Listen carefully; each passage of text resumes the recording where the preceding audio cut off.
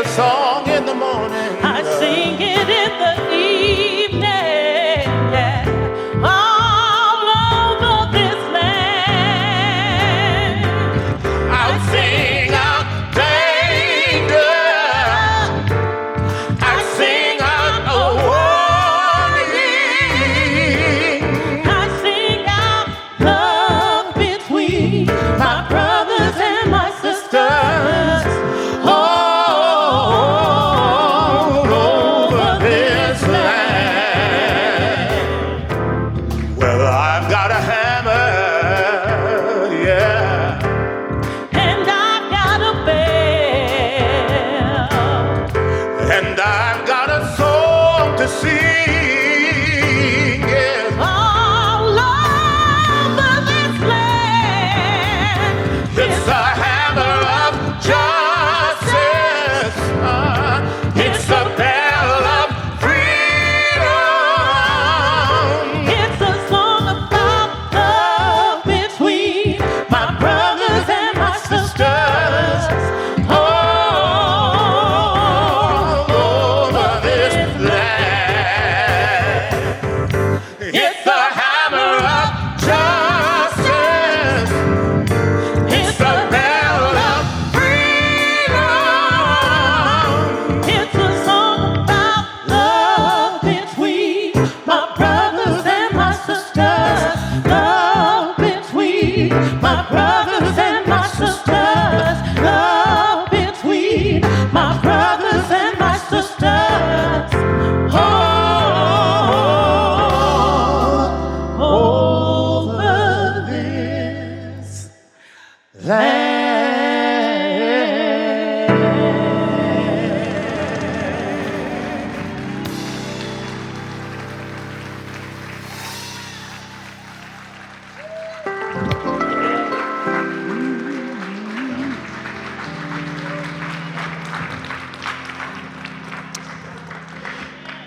David and Nikki, y'all did it again.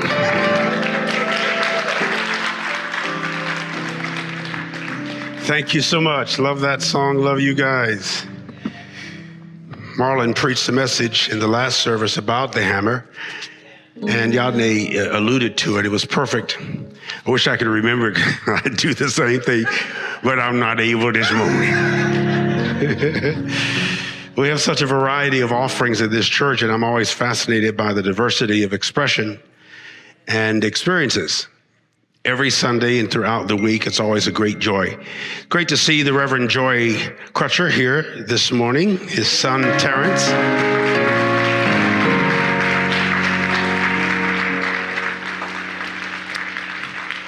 Later on, we're going to receive, or did we already receive it? Yes. We already received the offering to support what the foundation. He's one of the most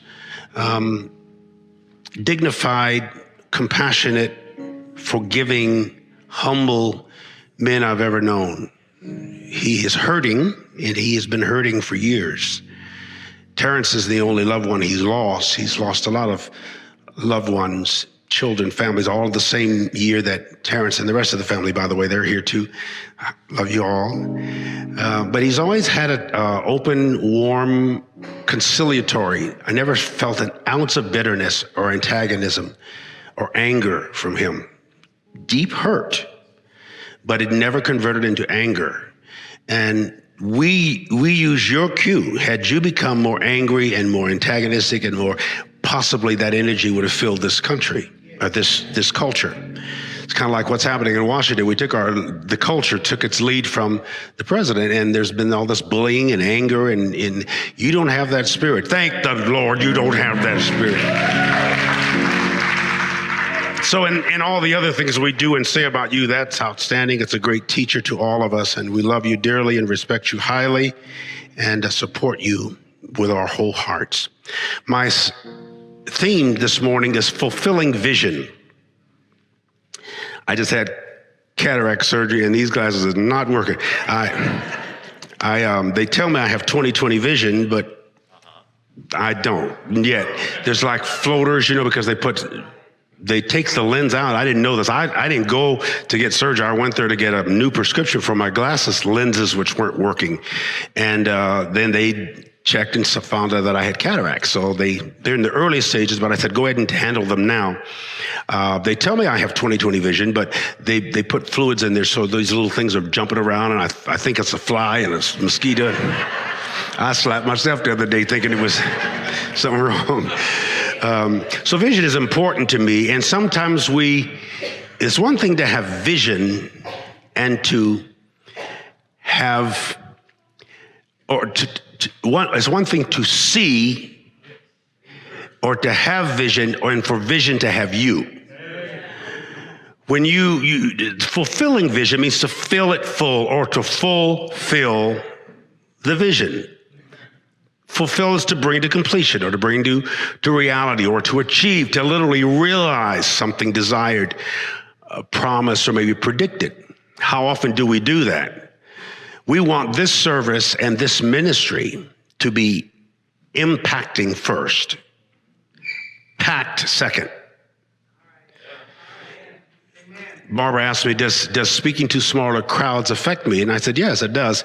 If I didn't have much larger crowds through the internet, through my weekly presentations, which are thousands, I'd be depressed because I would feel because I shifted emphasis to a more expanded consciousness that my audience has fallen off and I'm not having impact.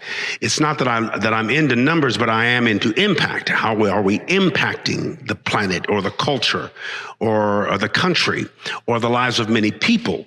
Because I think the message that we embrace and that embraces us here is comprehensively powerful.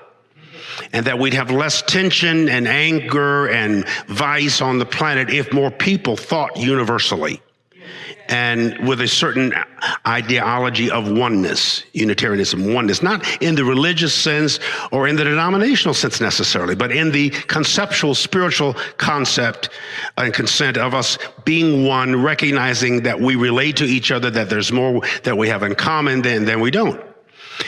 So fulfilling the vision of the house, and vision is the faculty that, or state of being that means you're able to see or perceive or visualize. What do you visualize? It involves imagination, creativity, some bit of fantasies, some elements of superstition, if you will. It's a little bit of insanity. You had to be kind of crazy to think that we can do all the stuff we plan to do. Psychologists say that 1 out of 5 people you meet are mentally ill. I often say count down to number 5 down the road. Mental health and mental illness are not the same thing. Some people are just not mentally whole, mentally healthy. That doesn't mean they're mentally ill. They're just not up to par. Woodrow Wilson, the 28th president of the United States, said this, and this is very powerful. I want you to pay close attention. You are not here merely to make a living. You are here in order to enable the world to live more amply, with greater vision, with a finer spirit of hope and achievement. You are here to enrich the world, and you impoverish yourself if you forget that errand. You impoverish yourself, in effect, your soul, if you forget that errand. An errand is just a short journey, undertaken in order to deliver or collect something. We make errands all the time, especially extended to a purpose. If you have I got to run some errands, running errands. We all are here with an errand, and part of your vision as an individual should be to complete the errand. But you need to know what the errand is. We need to corporately know what our errand is, what our purpose is, what our plan is, what our vision. This is the theme of the month, vision. Really, for the next year or two, its vision will never stop being a theme of this ministry because we're building a new church. Half of the 30 million has been raised. We need another 15 million or so to get it done. We're moving downtown. Everybody's not on board with that. Some people will ride it out and stick with us. Some people will just not participate. In most churches, about 18% of the people carry 80% of the burden. This church happens to have some substantial members. Pastor's been moving about. We have people who will be visiting you and talking with you about any commitment you're able to make so that we can build this building and get in there pretty much debt-free. We have an errand, but what beyond building a new building and moving the location geographically, what impact do we want to have on the city? I like packed out houses. I love the crowd energy. You feel like you're making an impact, but more important than a packed out place or space is an impacting life. Who are you impacting? Who are you influencing? What do you feel? Not just about the worship experience, which is very important, but beyond that, in our worship, it should define our purpose. Why are we here? First of all, we're here individually. All the spiritualists and shaman and mystics of the ages have said we're all here because we know something. And you've often heard me say, but we've forgotten what we know. And we stopped knowing and started believing what somebody told us or somebody taught us, and we put what we know aside. What we're doing now, and I am at this age after 6.5 decades, is I'm beginning to reclaim and reconnect to what my soul knows. And I'm going into my soul, which I believe carries the syllabus of my life. If you don't go within, you'll go without. The syllabus is the course of my life, the cause of my life, and some of the classes in my life. So I'm learning and reconnecting with that, and it does in some way conflict with what I've been believing. Yadi made reference to the hammer being Jesus in her life, but sometimes it's misused. Religion has harmed a lot of people and distorted and twisted a lot of people. Jesus is not about religion. It's about a relationship and a person that you believe in his principles. You don't have to call him Lord. You don't even have to call him God, though we tend to do that. But if you like the way he lived and the things he said and what he did and the impact he had, you might embrace him a little bit more. Vision is energy. Vision is movement of mind. Vision is thought. Vision is imagination. People attribute this next statement to Albert Einstein, but it's actually Bashar. Everything is energy, and that's all there is to it. Match the frequency of the reality you want, and you cannot help but get that reality. It can be no other way. This is not philosophy, he says. This is physics. Match the energy to the, wait a minute, let me read just the way he says it. Okay, I ain't got nothing but that. Match the frequency of the reality. Match the frequency. What your frequency is what you think about most frequently. Because what you think about, you bring about. What is the focus of your thoughts? If it's lend me, give me, let me have, begging. You're the victim. You're always hurt. Everybody's against you. That will become your constant reality. If you say, I'm not just a victim of circumstances, I'm a victor over circumstances, a whole different energy takes. You carry yourself victoriously. Not ashamed, not apologetic. And you must be confident enough to the place where some people accuse you of being arrogant.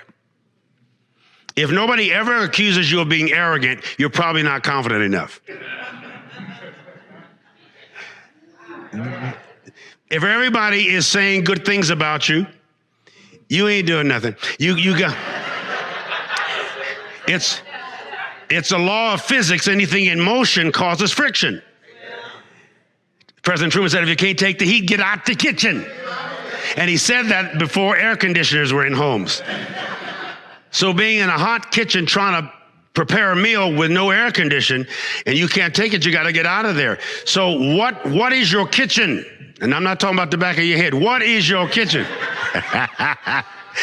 What are you doing with your life? And what are we doing with our lives? And how are we making an impact or having an impact on people? One of my favorite verses when it comes to vision is from the book of Habakkuk. And the name in Hebrew actually means embrace, which is to hold someone or hold something closely in your arms, especially a sign of affection or protection or projection, or figuratively, to be embraced by vision.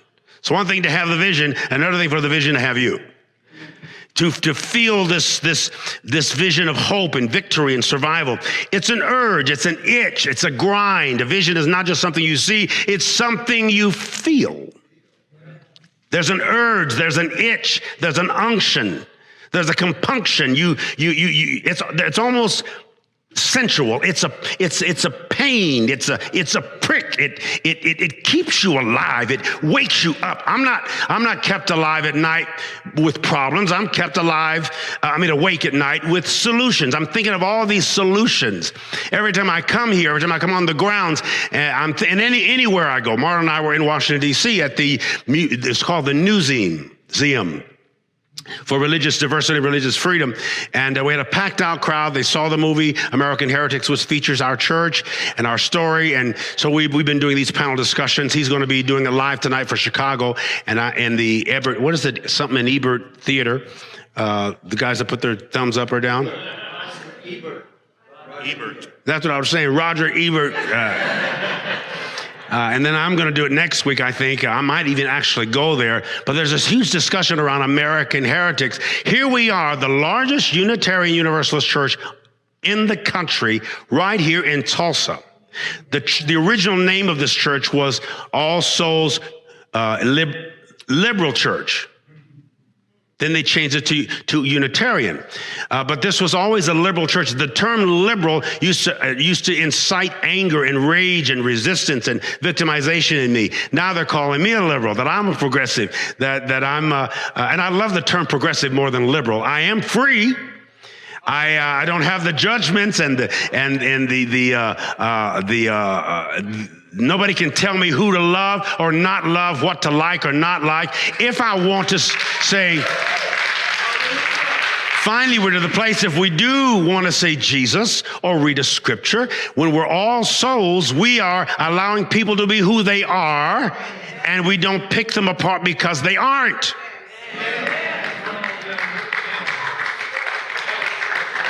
What other church do you know that has a humanitarian service where? Humanist. That's what I was saying. Humanist. What did I say? Humanist. What did I say before that? Humanitarian. That's what I'm saying. Well, we're humanitarians, but a humanist service where they say, well, I'm not comfortable with dogma. I'm not comfortable with doctrine. I don't want to necessarily feel God. I'd like to feel good. I don't need a scripture. And we create a safe environment for them to not, the service is 45 minutes. My sermon's introduction used to be that long. We'll be out of here in a few minutes. But if we want to focus on, and we might in this service a little more lean, a little bit more toward worship, and so if people who want to climax in the service or have this point of explosion in worship, it's okay. We don't want to get out of hand, nothing crazy. But if it's a little bit more emotional, which is just energy in motion rather than flat, if you happen to hear a little somebody say amen or right on or I like that or we just don't want you to say, I don't like that. What if somebody yelled out, amen, and somebody said, amen, nothing, I don't like it. Are both of them welcome here? Well, I don't know. We had to pray about that one. Who do you hang around that you don't agree with? Agreement doesn't mean sameness. It's the Greek word symphoneo, where we get the English word symphony. It doesn't mean to sound the same. It certainly doesn't even mean to sound alike. It just means to sound together without animosity. I often say if a woman and man have the same opinion all the time about everything, one of y'all ain't necessary. Or if it's not a woman and a man, if it's a couple that together that has the same opinion about everything all the time, one of y'all may not be so necessary. I like diversity. I like change, and I like challenge. It moves me on. So I'm holding on. Let me read this one of my favorite passages out of the scriptures, Habakkuk. Write down, the King James says vision. The Hebrew word would mean the revelation, the unveiling. Write down the vision, make it plain on tablets, so that a herald may run with it. For the revelation, the vision, awaits an appointed time. It speaks of the end or of an ultimate goal. It speaks of an objective and will not prove false, which means it will not prove fake or futile or fraudulent. We actually have a vision. We haven't realized it yet. Delays are not necessarily denials. Not now doesn't mean never. We're on our way to a place. In the last service there were more of us combined in the pastors combined. What's our latest associate minister? Mariella, our intern. Hispanic, you can hear the accent. We have our newest associate minister, Yadne.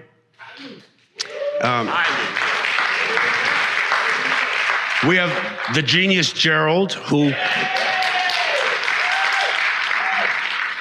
is, the man just flows. He doesn't see. He can't read words. His heart has eyes. I'm almost scared to walk in the room. His heart has eyes. And he picks up things, and he's a teacher, and he expounds on things. He moves spontaneously and randomly, and he always hits his mark. Barbara is pastoral and sensitive and compassionate. She senses the needs of the people, loves the people. She has that feminine aspect of the masculine thrust of Unitarianism. There's a great mix here in the music and in the styles and in the classes and the offerings during the week. There's not another church on the planet, not just in this denomination. I don't think there's another church on the planet that's quite as diverse as this one. Now, we have the structure, we have the infrastructure. We're building skin around the skeletal to make this thing happen, that we will have a huge amount of diversity. This city is still waiting to discover that we're here. Our vision is that they know we're here and feel comfortable coming. We'll kick in that Hammond B3. We got a pipe organ, we got a Hammond B3, which we don't hear enough of it. David is known, we call him the maestro, all throughout, particularly the Pentecostal world. That man can take that thing and make it, you can hear words when he plays it.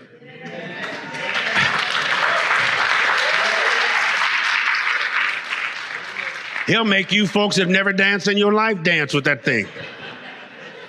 Well, we're gonna raise the energy a little bit higher, and we're gonna go places and make this what we think it ought to be, because we're gonna be the diverse, not apologetically so, not halfway so. Part of the vision is really being Unitarian, oneness, one verse, version, or versification of the whole. We might have a Buddhist mantra. We might repeat something.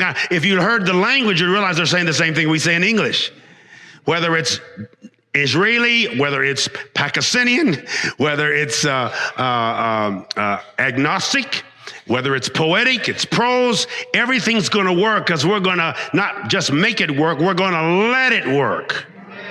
Let it manifest its power without being fake in any way. So here we're saying also segments, sections, and successions of people. We have all of that. Those outside the denominational stride or structure, but who are curious for change and eager to do so. They don't want to be monotone or monolithic or monotonous, which means we don't want to be dull and tedious and repetitious, lacking variety or lacking interest. We want to be kicking it in. So, though it linger, this verse says, wait for it. It will certainly come. It will not delay. Though it linger. How many of you have visions or imaginations or hopes that you've been waiting for more than a year? Wow, that's great. More than 2 years. How about 10? Most of y'all think, okay, the mansion, what's the lottery? Everybody waiting for that. I don't even have to win the lottery. I just want somebody who likes me too. But it isn't in the chalet or the jet or the yacht or the win itself. It's in whatever you think that thing makes you feel about you. What you really wants you. What you want wants you, because what you want is you. You want to experience yourself at the highest, healthiest level possible. If you ask me what's the number one objective of my personal life, it's to live and be as accurately me as possible. I want to be precisely Carlton. I'm still learning what that is and who that is. Without performing for you, and without finding who I am and being that apologetically, but being free to express and experience myself on every level possible. And I think when I do that, I'm maximizing my own divinity, bridging it to my humanity, and reminding you of your divinity and how to bridge your divinity to your humanity so you can have the fullest expression of both who you are and who you aren't. Fulfilling the vision. The word in that passage, vision, is kazan in Hebrew, from the word kazan. It means a sight, seeing, a dream unveiling. He's not talking about daydreaming. This is an inner, emotional, devotional, commotional reality. Vision doesn't just cause emotion and devotion. It actually causes commotion. You feel an edge. You feel an itch. You almost feel pain, passion, and compassion. Patience, but passion.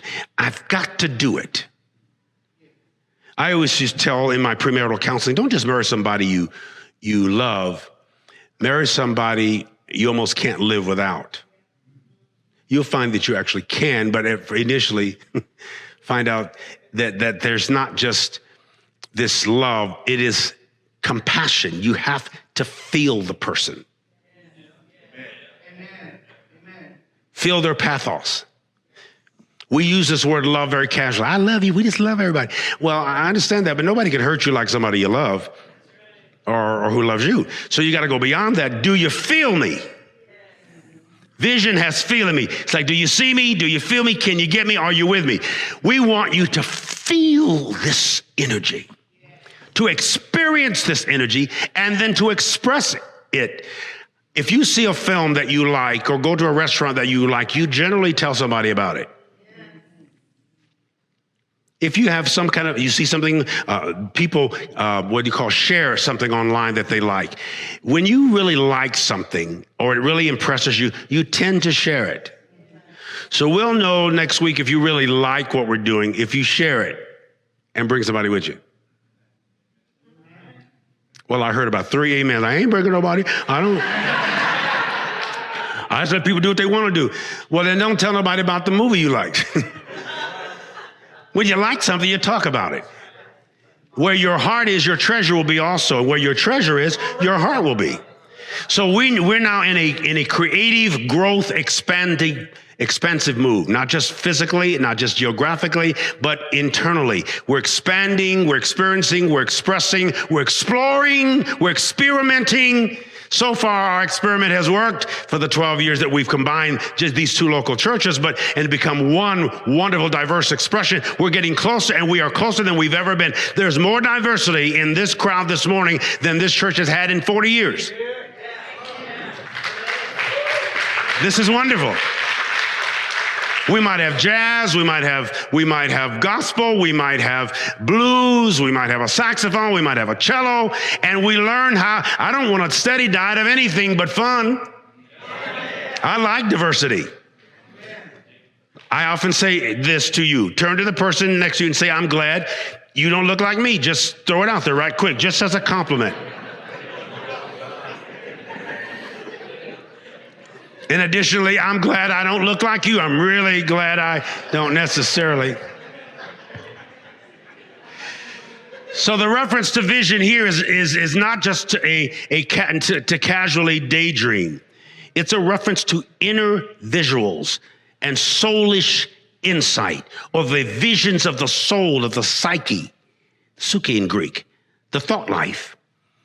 What does your spirit see? What does your spirit sense? We all have a sixth sense. Seeing is normal. It's natural. Having vision and being possessed by one is very different.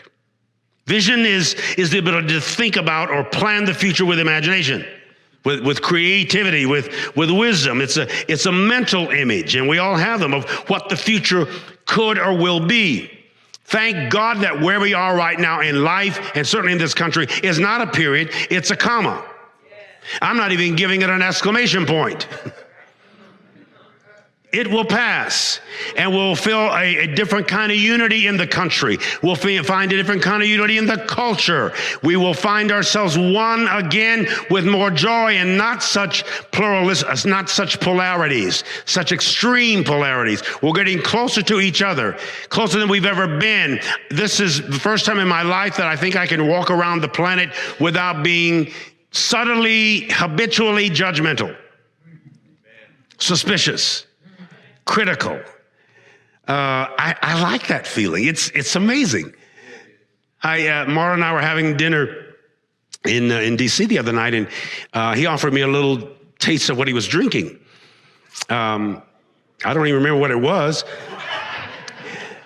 I don't remember seeing it necessarily, but I remember feeling it. I thought, oh, let me add that to my sermon. I feel that.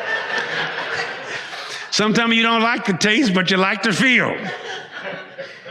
I want you to focus a little bit more on feeling. What do you feel? And remember, the universe doesn't just judge you by what you think, but by what you feel, but what you think about what you feel. And what you think about what you think about what you feel. I sat down again and had dinner in wherever I stopped yesterday coming in, and the guy suggested a daiquiri. I'm not suggesting people to abuse alcohol in any way. He said daiquiri. I didn't even know what it was. I think he said daiquiri. It might have been something else. Margarita, I think it was. And so I ordered a steak. I normally have a glass of red wine. He brought this margarita. Then he brought another one. I didn't even have to ask for it. When he came back the second time, I wasn't nobody looking. I just pointed at it. And I figured if he actually sees that gesture, he'll bring me another one. I almost spoke in tongues, and it wasn't the Holy Ghost, I'll tell you. Now, having Mama don't like this still, she's sitting there thinking, what? She drink?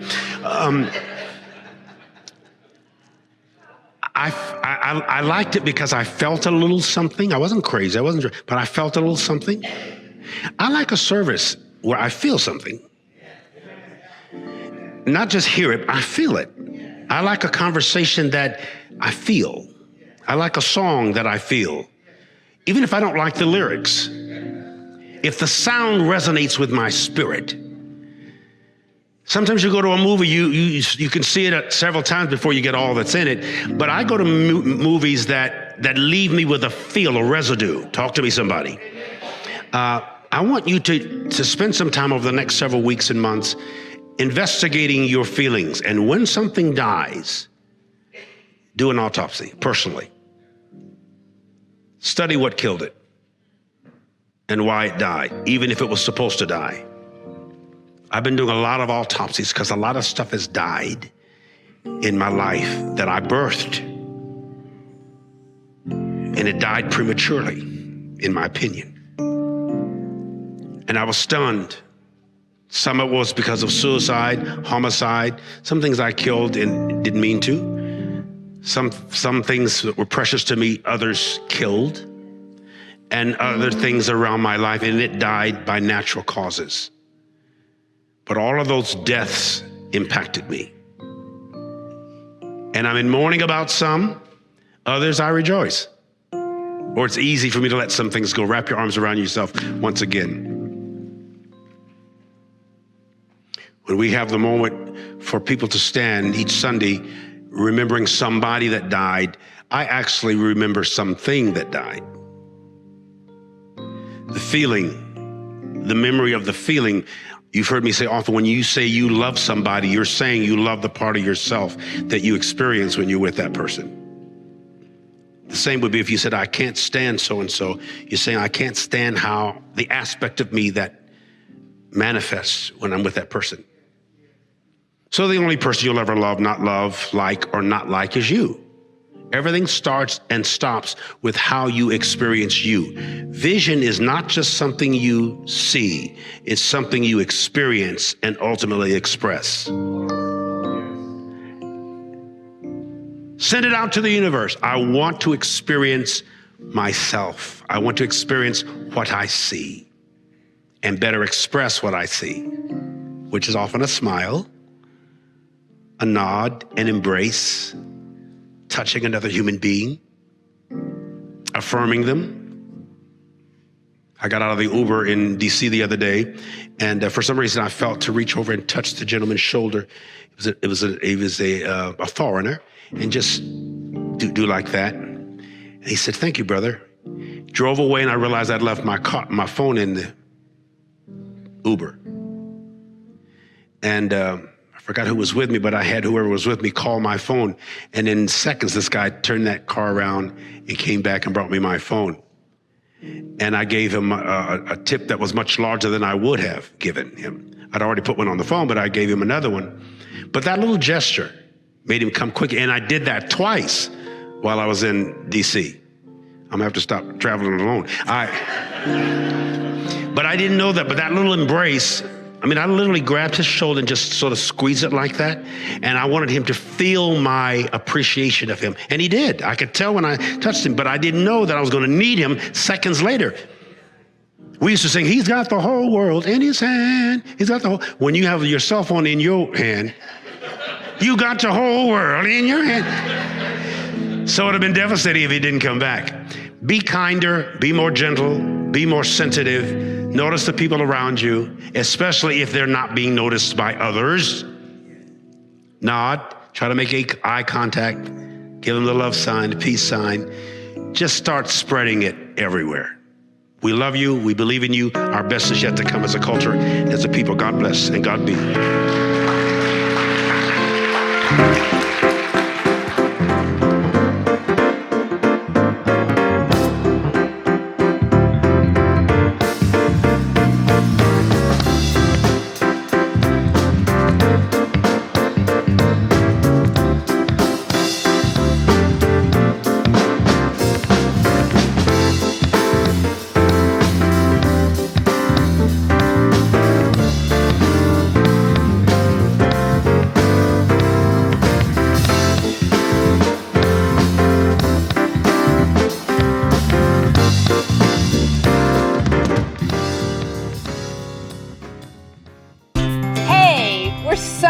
You're visiting with us online today.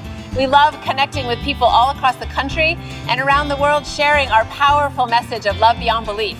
There's something new happening here. You can now join All Souls as a virtual member. Our virtual membership is designed for friends who live outside of Tulsa, Oklahoma, and who want to engage with All Souls in a meaningful way. You can be part of an expanding family, a global family really, wherever you are. If you live in Oklahoma, Ohio, or Orange County, California, Canada, or Cameroon. By becoming a virtual member, you'll be able to deepen your connections with members and friends here in Tulsa and with members wherever you are. Each week, you'll receive special All Souls content tailored for you, our virtual members. Virtual members have access to pastoral care, to personal prayers, and also receive invitations to exclusive web events. You can learn more, and if you're ready, you can become a virtual member today by visiting allsoulschurch.org/virtual membership. We're grateful our ministries are having a positive impact on your life, and we want to share the good news of love beyond belief with more and more people. So no matter what, we need your support to keep this ministry growing and thriving, so please consider making a gift today. You can do so by texting LOVEBB for Love Beyond Belief to 73256, or simply visit our website. You are a blessing in our lives. May you be blessed and be a blessing.